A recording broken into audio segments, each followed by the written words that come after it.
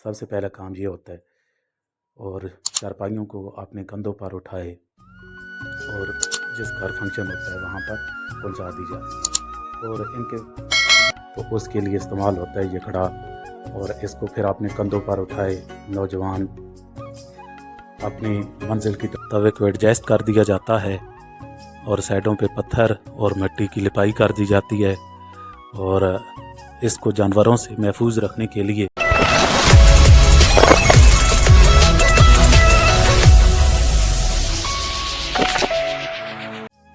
السلام علیکم ناظرین، امید ہے آپ خیریت سے ہوں گے جی۔ تو میرے یوٹیوب چینل کا پہلا ولاگ ہے اور آج کا ولاگ بہت اسپیشل ہونے والا ہے کیونکہ آج میں موجود ہوں ضلع اٹک کی تحصیل جانڈ کے نوائی گاؤں اچھڑی میں، اور آج آپ کو اس ولاگ میں بتاؤں گا اور دکھاؤں گا کہ یہاں پر لوگوں نے کیسی پرانی روایات کو ابھی تک زندہ رکھے ہوئے ہیں، جبکہ بہت سے گاؤں میں یہ روایت تقریباً ناپید ہو چکی ہیں، ختم ہو چکی ہیں، لیکن یہاں کے لوگ جو ہیں انہوں نے ابھی بھی اس کو برقرار رکھا ہوا ہے۔ اور اس کے علاوہ یہاں کے لوگوں کا جو کھانا وغیرہ ہوتا ہے اس کے بارے میں آپ کو دکھاؤں گا اور بتاؤں گا جی۔ تو جو فنکشن ہوتے ہیں اسپیشلی جو شادیوں کے ہیں وہ تو تقریباً 3 دن پہلے شروع ہو جاتا ہے، لیکن جو چھوٹے موٹے فنکشن ہوتے ہیں جیسے آج ہم آئے ہوئے ہیں، میرے کزن کی بیٹی پیدا ہوئی ہے اور اس کا عقیقہ ہے، تو اس طرح کے جو فنکشن ہوتے ہیں وہ 1 دن پہلے شروع ہو جاتے ہیں۔ تو گاؤں کے جو رشتہ دار ہیں وہ 1 دن پہلے ہی اکٹھے ہو جاتے ہیں، اور جو لڑکے ہوتے ہیں ینگ،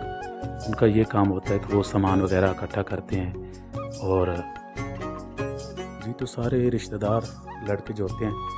وہ شام کے ٹائم اکٹھا ہوتے ہیں اور محلے سے چارپائیاں وغیرہ اکٹھی کرتے ہیں، ہر گھر سے چارپائی لے کر آتے ہیں اور چارپائیاں اکٹھے کرنے کا سلسلہ شروع ہوتا ہے۔ سب سے پہلا کام یہ ہوتا ہے اور چارپائیوں کو اپنے کندھوں پر اٹھائے اور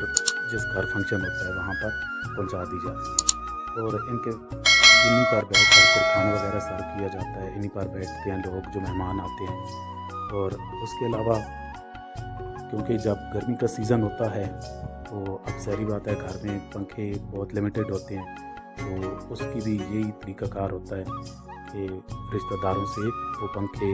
اور پینے کے پانی کے لیے ڈرم وغیرہ جو بھی ہوتا ہے وہ سارے رشتہ داروں سے اور محلے سے اکٹھے کر لیے جاتے ہیں۔ اب باری آتی ہے کھانا پکانے کے جو برتن ہوتے ہیں، تو یہ گاؤں میں ایک مسجد، ہر محلے میں ایک مسجد جو ہوتی ہے اس کا ایک ویلفیئر فنڈ ہوتا ہے، ایک ڈپارٹمنٹ ہوتا ہے، اور وہ اپنے پیسے خرید کر یہ سامان کائناتیں، تمبو اور کڑا،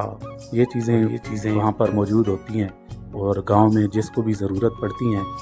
وہ پھر اپنی مرضی سے جو اس کو سامان ضرورت ہوتا ہے وہاں سے لے جاتا ہے، اور اس کا بڑا جائز سا کرایہ ہوتا ہے جو کہ پھر مسجد کی ویلفیئر کے لیے استعمال کیا جاتا ہے۔ اور یہاں پر پھر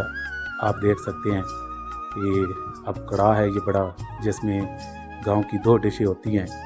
ایک گوشت ہوتا ہے اور دوسرا یہاں پر حلوہ بنایا جاتا ہے، تو اس کے لیے استعمال ہوتا ہے یہ کڑا، اور اس کو پھر اپنے کندھوں پر اٹھائے نوجوان اپنی منزل کی طرف گامزن ہوتے ہیں۔ اور اس میں انٹرسٹنگ ایک اور بات کہ روٹی پکانے کے لیے ایک بہت بڑا سا توا استعمال کیا جاتا ہے، اور یہ سارا سامان جو توا وغیرہ ہے اس کو بھی اٹھا کر آپ دیکھ سکتے ہیں کہ جو لڑکے ہیں وہ جا رہے ہیں، اور یہ جب پہنچیں گے تو توا لگانے کا پھر مرحلہ شروع ہوتا ہے۔ سامان جب اکٹھا ہو جاتا ہے تو پھر توا لگایا جاتا ہے، یہ 1 دن پہلے ہی کر لیا جاتا ہے تاکہ صبح کے ٹائم، صبح سویرے یہ مشکلات نہ ہوں۔ تو سب سے پہلے کیا یہ جاتا ہے کہ جگہ سلیکٹ کی جاتی ہے جہاں پر توا وغیرہ لگانا ہوتا ہے، تو توے کے سائز کا گڑا لگا کر توے کو ایڈجسٹ کر دیا جاتا ہے، اور سائڈوں پہ پتھر اور مٹی کی لپائی کر دی جاتی ہے، اور اس کو جانوروں سے محفوظ رکھنے کے لیے اس کے اوپر کانٹے بچھا دیے جاتے ہیں تاکہ یہ محفوظ رہے، اور صبح یہ اس کو 1 دفعہ واش کرنے کے بعد، دھونے کے بعد اس پر روٹی پکائیں گے۔ اگلا دن شروع ہوتا ہے صبح سویرے، تو گاؤں کے جو بزرگ ہیں اور بچے وہ سارے اکٹھے ہوتے ہیں اور دعائے خیر ہوتی ہے، اور جو جانور ذبح کرنا ہوتا ہے وہ چاہے بکرا یہ ہو یا گائے ہو اس کو ذبح کیا جاتا ہے۔ تو اس میں جو امام صاحب ہوتے ہیں وہ آ کے دعا کرتے ہیں اور اس کے بعد اس جانور کو ذبح کر دیا جاتا ہے۔ پھر اس کے بعد مرحلہ آتا ہے جانور کی کھال اتارنے کا۔ تو بکری اگر ہو تو اس کو ایک درخت کے ساتھ اس کی ٹانگیں باندھ دی جاتی ہیں اور بڑے ایکسپرٹ لوگ اس کی کھال وغیرہ اتارتے ہیں، اور اس دوران جو گاؤں کے بزرگ وغیرہ ہوتے ہیں ان کا یہ کام ہوتا ہے کہ وہ باقی سامان جو ہوتا ہے وہ تیار کرتے ہیں۔ وہ پیاز وغیرہ کاٹتے ہیں، ٹماٹر اور تھوم وغیرہ، یہ سارا ان کا کام ہوتا ہے، اور وہ بیٹھے ہوتے ہیں اور ساتھ گپ شپ بھی ہو رہی ہوتی ہے اور یہ سارا کام بھی ہو رہا ہوتا ہے۔ اور جو نوجوان طبقہ ہے اس کا کام ہوتا ہے کہ یہ جو کائناتیں لے کر آئے ہیں ان کو بیٹھنے کے لیے، لوگوں کے بیٹھنے کے لیے اور ان کو یہاں پر کھانا دینے کے لیے یہ نوجوان کائناتیں وغیرہ لگاتے ہیں، اور یہ کام سارے مل کر